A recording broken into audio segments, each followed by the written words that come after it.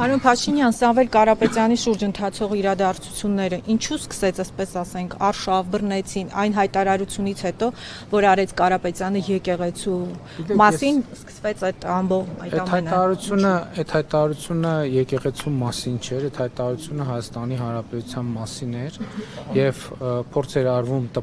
տպավորություն ստեղծել, թե Հայաստանի Հանրապետությունում կարող են գալ ինչ-որ մարդիկ, ինչ-որ տեղերից եւ ինչպես իրենք են ասում, իրենց ձևերով ինչ-որ բան անել եւ Հայաստանի Հանրապետությունը ունի արձագանքի կոնկրետ լծակներ եւ ես չեմ հանդուրժի ընդհանրապես որևէ մեկի լեզուն պտտվի տենց բան ասի։ Ես ընդհանրապես խորհուրդ եմ տալիս, որ որևէ մեկի լեզուն չպտտվի տենց բան ասի, որովհետեւ գիտեք Հայաստանի Հանրապետությունը ժողովրդավարական երկիր է եւ Հայաստանի Հանրապետությունում յուրաքանչյուրը ունի կարծիք արտահայտելու հավաքներ անցկացնելու, քաղաքական եւ հանրային կյանքի մասնակցելու իրավունք, բայց Հայաստանի Հանրապետությանը սպառնալ որևէ մեկը չի կարող եւ ես ինչքան էլ ժողովրդավարություն ամենակոշտ եւ ամենակոպիտ միջոցները կձեռնարկեմ ցանկացած նման դեպքում։ Այսինքն կանոներ սպառնալիքը ասաց, որ ես կլինեմ եկեղեցու Կարապետյանը, գիտեք ինչ, Կարապետյանը ասաց, որ մենք եթե քաղաքական գործիչներին չհաջողվի, այսինքն եթե քաղաքական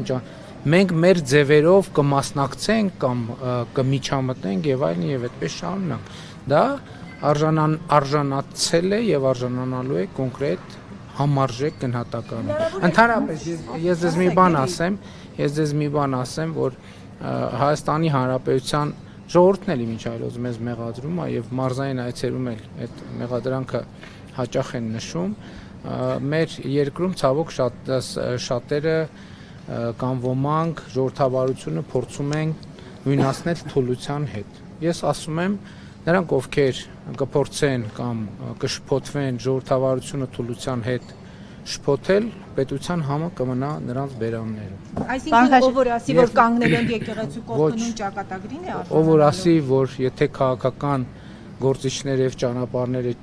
չաշխատեն, մենք մեր ձևերով կմիջամտենք, արժանանալու է մենք մեր ձևերով կմասնակցենք արժանանալու է այո։ Հիմա պարոն Փաշինյան եւ ուրիշը ասեմ, ես կարծում եմ նաեւ հիմա արդեն հայտնի է, իմ կարծիքով նաեւ այդ հայտարարությունը ընդհանրապես կապ չունի ոչ եկեղեցու, ոչ եկեղեցու շահերի հետ։ Ես ուղիղ 1 ամիս առաջ, 1 ամիս ժամկետով տվել էի կառավարության անդամներին, վերաբերելի անդամներին հանձնարարական, որ կամ հեծին կողմից ժողովրդին հասցված վնասը պետք է վերականգնվի, այդ ինչ պատմություն է, իմ բազմաթիվ մարզային այցելությունների ընթացքում ես զարմանքով եւ զայրույթով դրա մասին հրապարակային խոսել եմ մի քանի անգամ, զարմանքով եւ զայրույթով արձանագրեցի, որ ըստ էության հեծը իր գործունեության արդյունքում Հայաստանում գրեթե էներգետիկ ճգնաժամ է ստեղծել եւ հիմա նաեւ վերլուծությունը հիմք է տալիս մտածելու առնվազն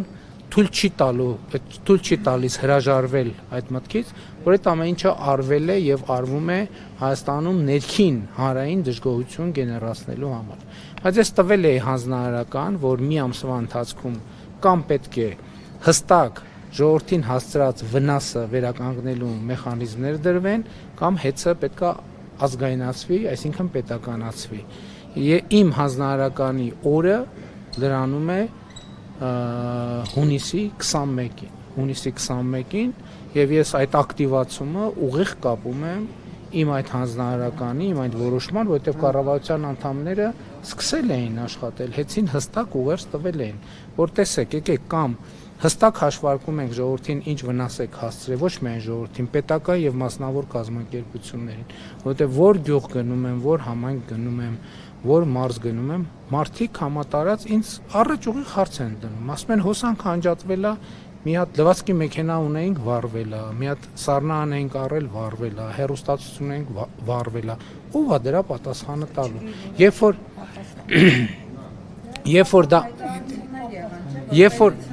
երբ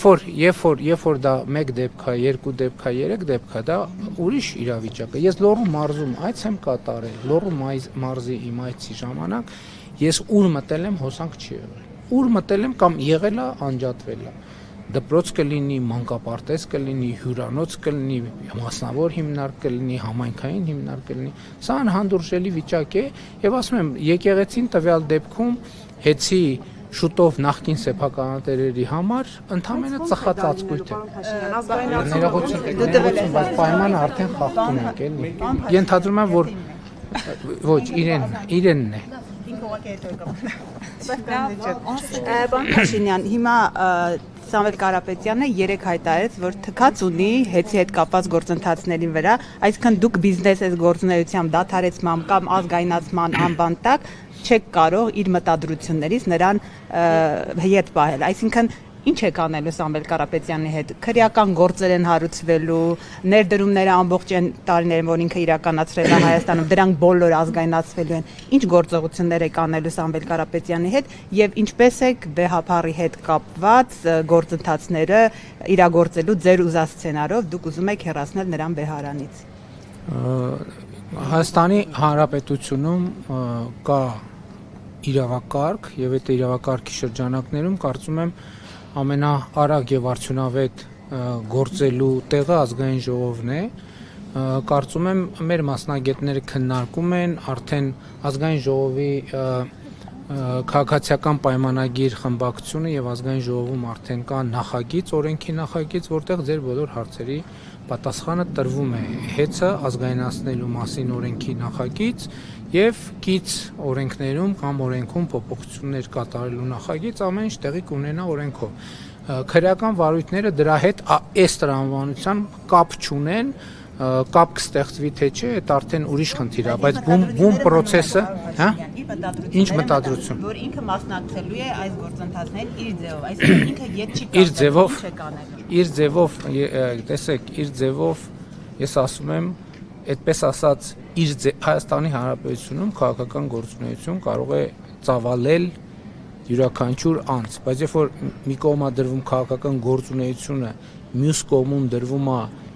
իր ձևով մասնակցությունը, Հայաստանի Հանրապետությունը